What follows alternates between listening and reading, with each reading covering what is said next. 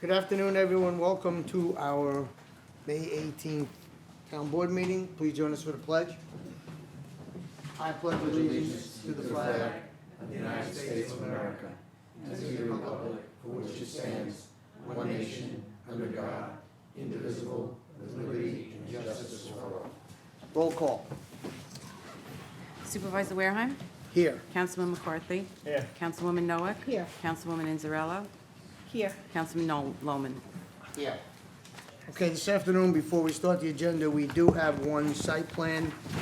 It'll be voted on after resolutions are read. It is a residential home that meets all the criteria, so there won't be a presentation on that. Deputy Clerk, we can begin.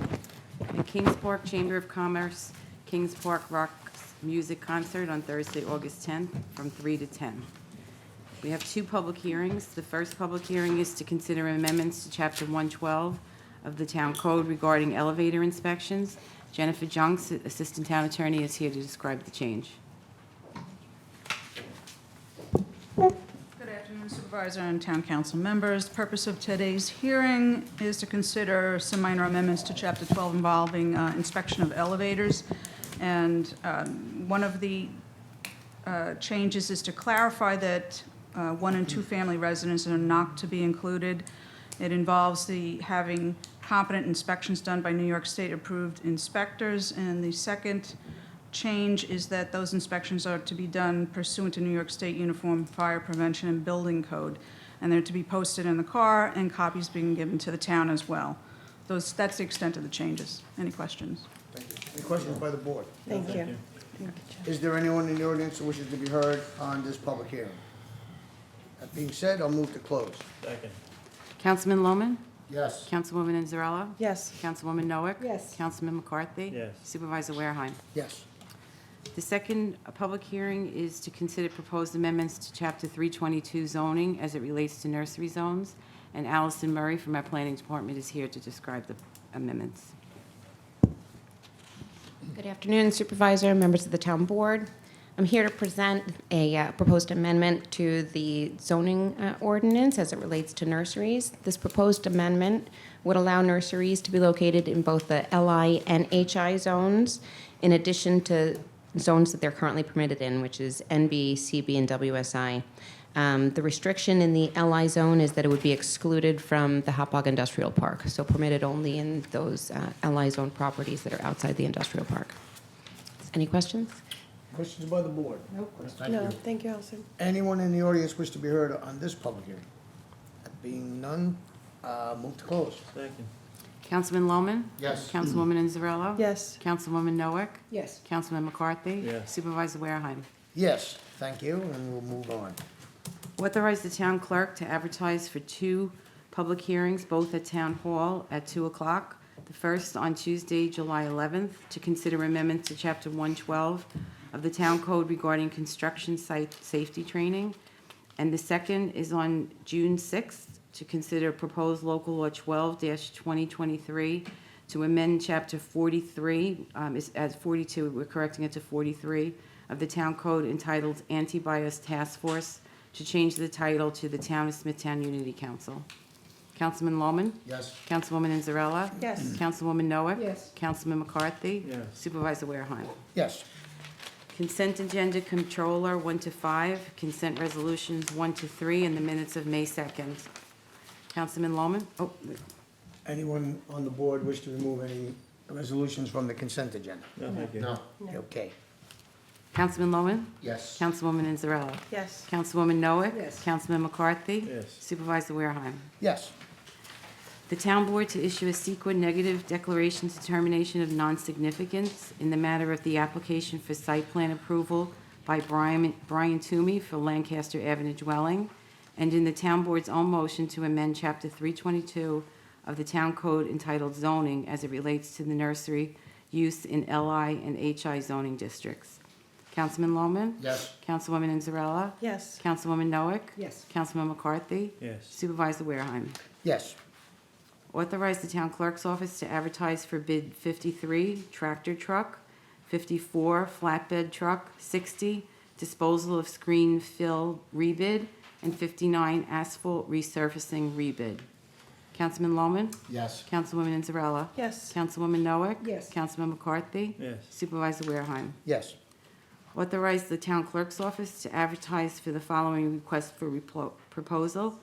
23-55 for commercial canoe livery service at Paul T. Given Park.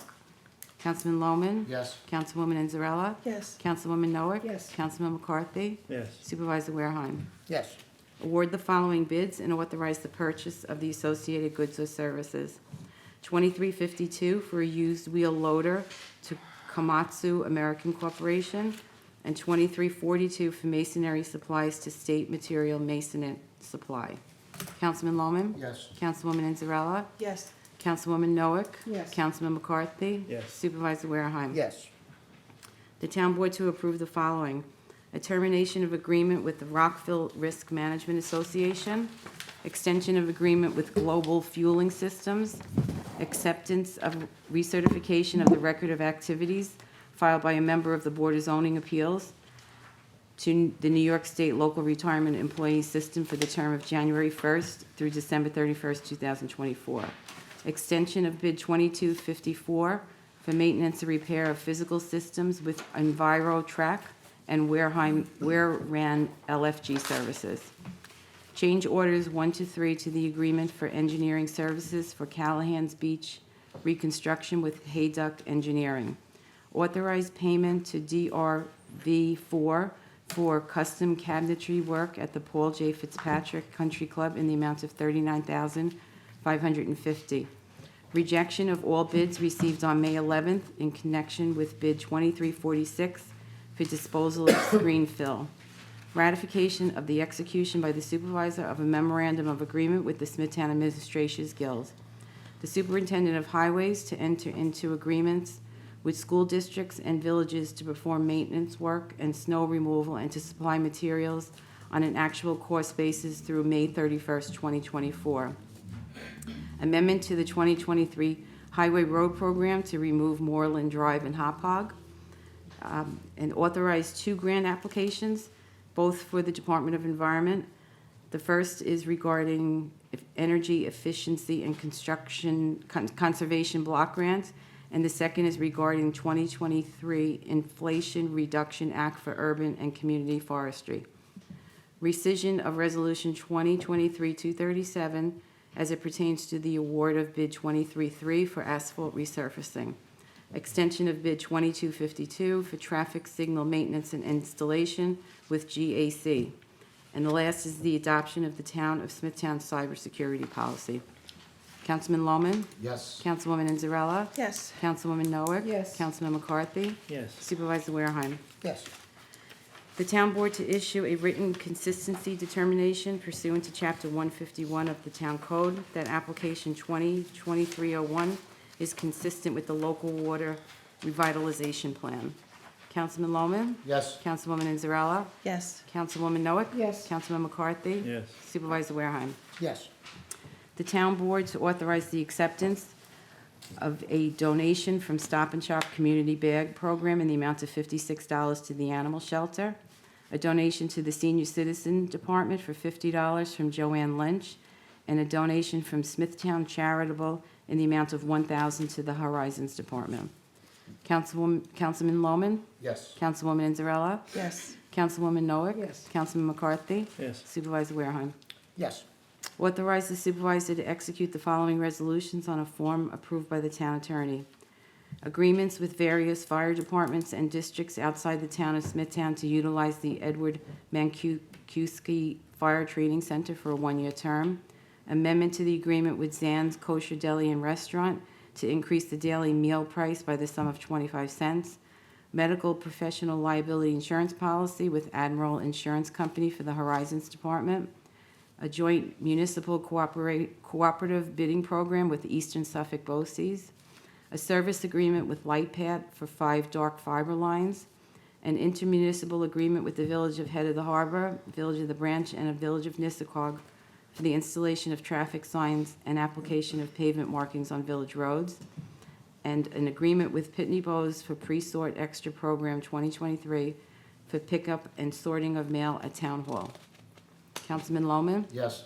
Councilwoman Inzarella? Yes. Councilwoman Noack? Yes. Councilman McCarthy? Yes. Supervisor Wareheim. Yes. Authorize the following amendment to the Uniform Traffic Code. Add a stop sign on Astor Avenue at Mott Court in St. James and a stop sign at Mott Court and Astor Avenue at St. James. Councilman Lohman? Yes. Councilwoman Inzarella? Yes. Councilwoman Noack? Yes. Councilman McCarthy? Yes. Supervisor Wareheim. Yes. And personnel issue, resolutions number 1 to 18, as described on the agenda. Councilman Lohman? Yes. Councilwoman Inzarella? Yes. Councilwoman Noack? Yes. Councilman McCarthy? Yes. Supervisor Wareheim. Yes. That concludes resolutions. We have one site plan, as I discussed in the beginning of the meeting, that we'll vote on. We have the minutes of site plan of April 20th, and conditionally approve the site plan for Lancaster Avenue dwelling for the proposed construction of a 2,532 square foot, two-story, single-family dwelling with associated work. The location is the east side of Lancaster Avenue, north of Smithtown Boulevard. Councilman Lohman? Yes. Councilwoman Inzarella? Yes. Councilwoman Noack? Yes. Councilman McCarthy? Yes. Supervisor Wareheim. Yes. That concludes resolutions. Do we have anyone wishing to speak this afternoon? Yes. Okay. Before we start, public participation is subject to the rules decorum, which you all have on your speaker cards as per Town Code Section 76.7. Public portion is for town-related matters only. Any unsubstantiated, unverified, or material false information will be interrupted. 3-minute rule will be strictly enforced. When you hear the tone, you know you have 1 minute remaining to complete your statement. Please state your name and address the board. Thank you. Jane Lombardo?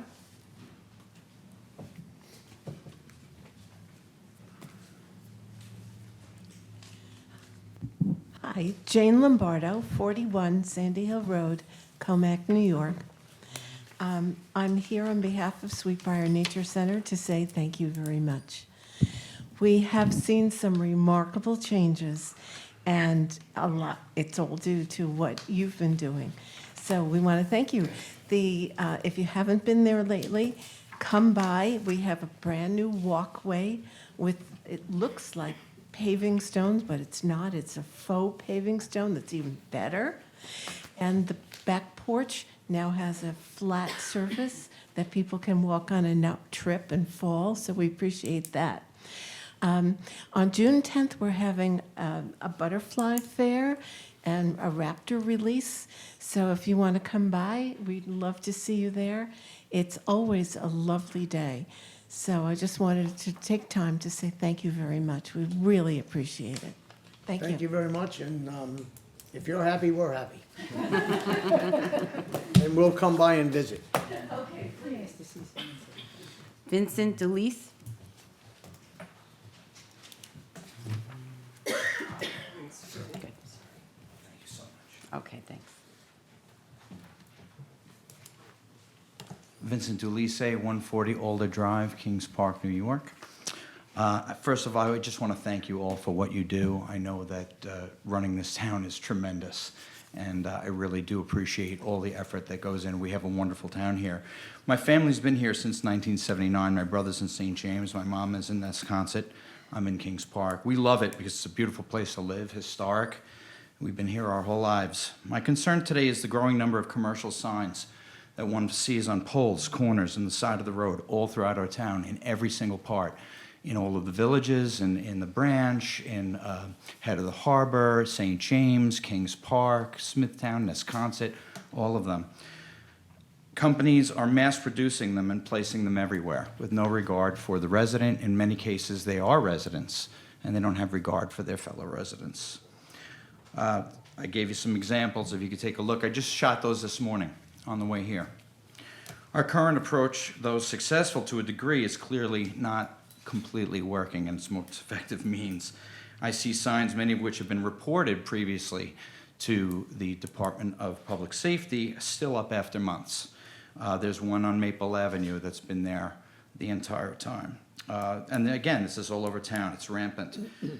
Companies love this, especially if we don't take them down right away, because if they get one job from that sign that's been sitting there, it paid for them to put it there. So we have to give incentives, or I should say de-incentivize, they're putting those signs up. I definitely recommend that we increase fines. Residents have been removing them themselves, and this definitely should not be. It's a liability to the town. It's really not fair to the resident who has to see them up on the poles everywhere. And it doesn't take much to drive around the area and you see them. There's probably at least a dozen right here on Jericho Turnpike that have been here for months. I would love to volunteer if there's something that I can do to help mitigate this problem. I would love to help in some way. Even if it was a Smithtown Town vest, I'll go around with my pole and I'll remove them. But if there's anything that we could do, the residents, and I know that there are many of us, it's not just me, I've spoken to many residents and quite upset about it. I know it's trivial compared to the larger issues that we're dealing with in the town, but it's still a legitimate issue. And if we allow these companies to think that they can bully us like this, there was one actually that was for about a month right in front of the town hall here. And I thought the audacity of this company to put their sign up right in front of town hall. It was since removed, and thank you. And that shows that we're doing something, that we're on it. But I think that maybe we could be a little bit more efficient and perhaps a volunteer brigade or, anything. I'd be willing to help mitigate this issue. Okay, thank you so much. What I would recommend is, and thank you, it's not a trivial issue, we don't take it that way. It is violation of the town code. What you could do as volunteers is notify the town when you do see one, whether it's, I would suggest my office or the council office. Okay. At this point, so that we can then dispatch our personnel out there to make sure that they get it down expeditiously. Great. Thank you so much. I appreciate your time today. You're welcome. Thank you. Thank you. William Holst?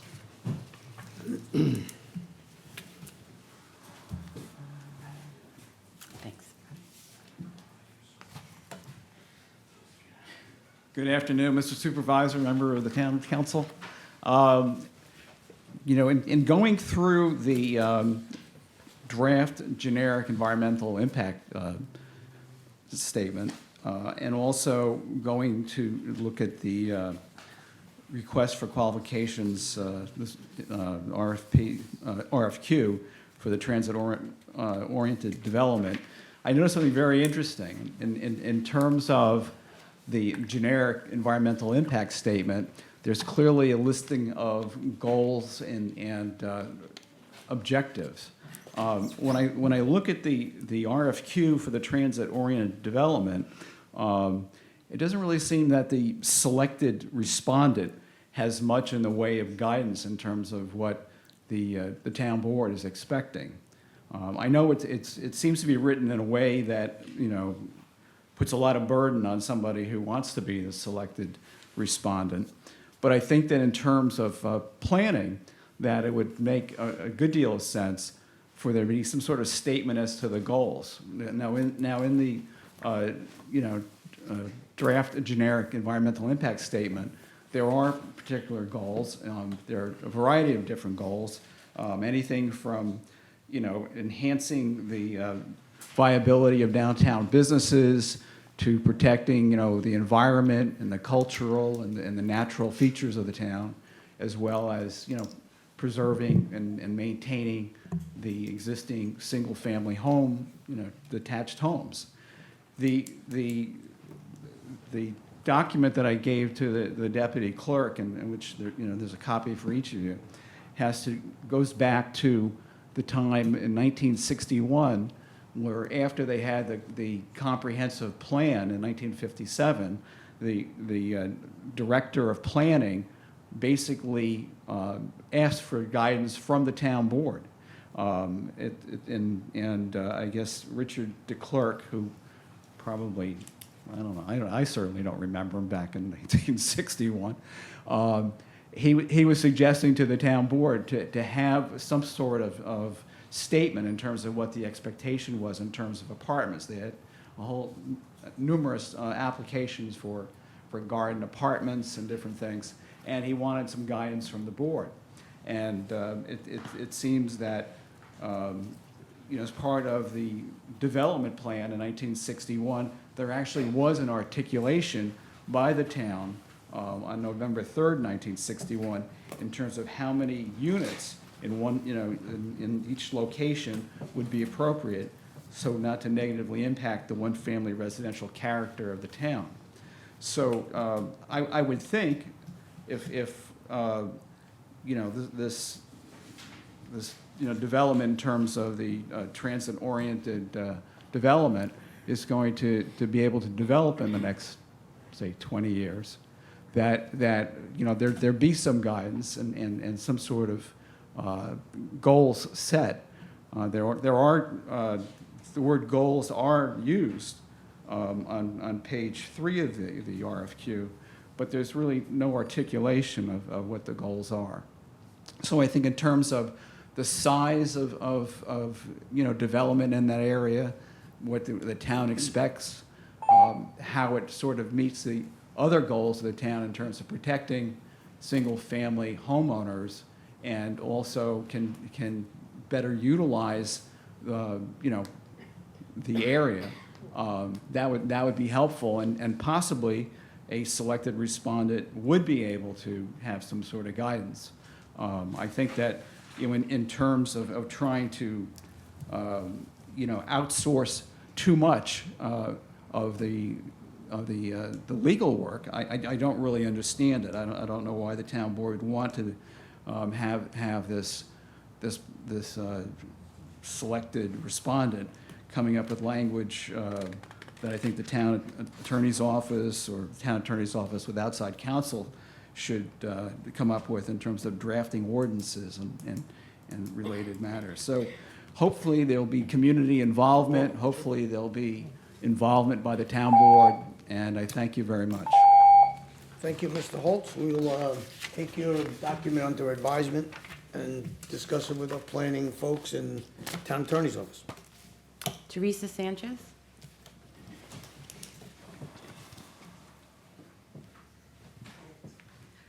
Good afternoon. My name is Teresa Sanchez. I live in Kings Park, 14 Violet Road. My family has lived in Kings Park for 60-plus years. I've always considered to be proud being the part of the township of Smithtown, considered it a privilege. 12 years ago, we did lose my father. It was one of the hardest things my family has endured, but we were grateful to the community as well as all the people that surrounded us. Then COVID hit. People would have thought that the seniors contracting COVID did the most damage, but honestly, it was being shut in. It was the loneliness. Everything being closed down, just them being home alone. That's a huge problem. We have never used a town program before. When I heard the senior center was reopening, I was so excited. I immediately brought my mother down and I signed her up. The fact that they offered transportation, honestly, that's a huge bonus. She was very nervous at first, but then when she saw other seniors her own age, everyone was so welcoming. She would enjoy bagel coffee, sitting, chatting with other seniors. It was perfect for my mom. I even started to be an advocate for the senior center, mentioning it to my friends whose moms were home, and promoting it all over town. I was so excited. My mom was happy. That's all that I needed. She always goes above and beyond. As a matter of fact, this past April, one of the seniors were ill and was asking for some palm. My mother made it our job to go to the church and get some extra just to see the woman smile. At this point, my mother was going to the center about 3 times a week. In April, we received a call from the director of the center, Doreen Perino. This was later on followed up by a letter. She indicated she no longer felt that the center was a good fit for my mom. I was completely devastated. She would see someone on TV. They said that she was too emotional and that she was getting confused. Yeah, she asked where a bathroom was. My mother would go, and when she was 30 years old, she'd be very emotional. I think I inherited her trait, to be honest with you. We asked Doreen, is she harmed to anybody else? Is she harmed to herself? Is she causing distractions? No. The answer was no to everything. Doreen proceeded to say, I don't know how old you ladies are, but I'm soon going to be able to enjoy a program like this.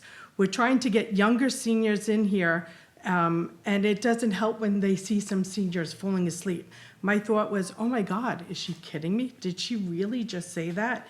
My sister responded, listen, I'm almost 60.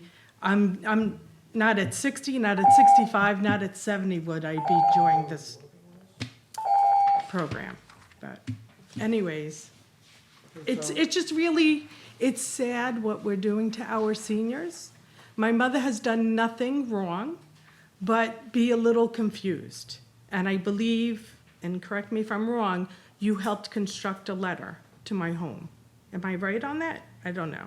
She said that the town's attorney, because she said she was consulting the town's attorney on this. Right, so why don't you, after the close of the meeting, come up, we'll have a discussion with the town attorney. I think we are familiar with what happened there, maybe we can explain what our process was. That's fine. Okay? Thank you. That's it. That's all. Okay, I will move to close. Second. Supervisor Wareheim? Yes. Councilman McCarthy? Yes. Councilwoman Noack? Yes. Councilwoman Inzarella? Yes. Councilman Lohman? Yes.